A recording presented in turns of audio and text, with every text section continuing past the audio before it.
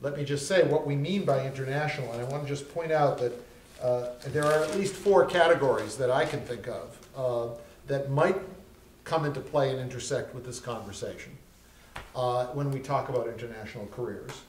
And the first in my mind always at the top is the world of the NGO, the non-governmental organizations who are primarily involved in service of one kind or another in an international way, development, humanitarian issues, civil rights, social welfare, equality, world peace, conservation, environmentalism, housing, cultural development, and so forth.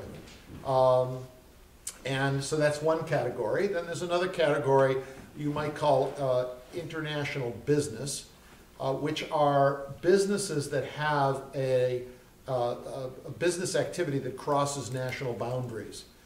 So this would be shipping, travel and tourism, export-import, certain aspects of manufacturing these days, telecommunications, anything that has an international or global passing of commerce and exchange of commerce across national lines. A third category is another one that used to be, I think, the only one pretty much in the old days, which was international relations, under which you would have diplomacy, to be honest, intelligence, issues of national intelligence, and military might be in those categories, and there may be some others. But that's where the governments are interacting with other governments around governmental, jurisdictional kinds of issues that relate to how countries relate to one another. So there are fields, careers in those fields. And the last one is one I've bumped into recently, is, for lack of a better word, I'm thinking of it, I put a word down here to characterize it as, let's see how I call it, sort of personal lifestyle. You know, the expat, the expatriate, the person who moves to another country because they want to live somewhere else other than the US, but they're not necessarily doing international things. They're doing things in that country. So there are many Amherst alumni who are, for example, running branch offices of Morgan Stanley in Hong Kong, or you know, involved with the welcome. You know, involved with the Bangkok office of something else, or they have literally just up and left and started a business. They're running a bar in Phnom Penh, or you know, someplace that they bumped into in their travels and just decided to, you know, cop to another lifestyle, another world. I don't know how much that's international, but I think we say it is here because these are people who have left the United States to work elsewhere. So I think those are sort of categorically at least 4 of the possible opportunities. And we'll hope there are 2 sides to this equation of career that we keep hearing. One is sort of the technical side. What do you need to do to identify resources and take advantage of them? You know, do the right thing to get the job that you need to get, and sort of to advance your career, whatever the degree you might need to get as you move forward in a career. These are kind of technical things. You know, how to promote yourself, perhaps through articles, the how-to parts of it.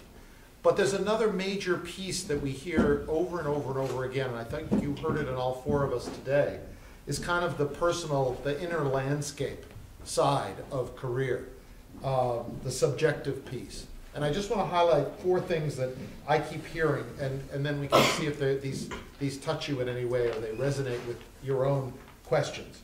But one is a kind of awareness or self-awareness about what interests you, what you have passion about, what turns you on to do, what engages and motivates you, whether you know anything about it or not.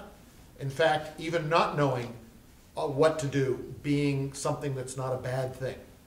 So interest and passion was one. Another is being the issue of engaging with others to get what you need as you move down the career, and what it takes to engage. Not just the technical part, but the inner part to be confident enough to say what you need to say, to make that phone call, write that letter, whatever it is, and have a relationship with someone who can help you down the road, as we've heard all of us talk about. The third I noticed was crossroads moments, I'm calling them.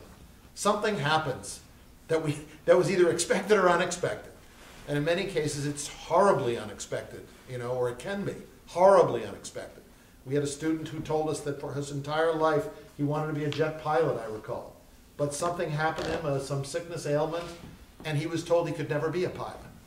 His whole vision of who he was at the future sort of shattered in a moment of some piece of information or circumstance. The death of a family member, for example, that throws you into a grievous state that you can't recover from. So, you know, how do you deal with crossroads moments? Those are the negative ones, but also the good ones. You know, the wife says, okay, you know, you have to choose. Are we going to make this or not? Are we going to go back or not? The bond question. Am I going to leave the bond or not take the bond? Am I going to run or not?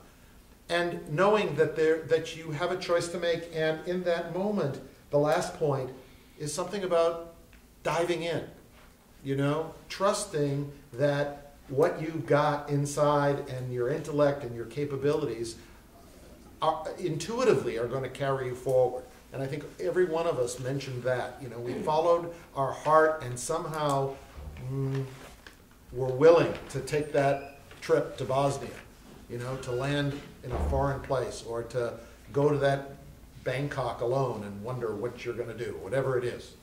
So those are the kinds of things we hope you'll touch on as you ask us about what it means to be in international careers.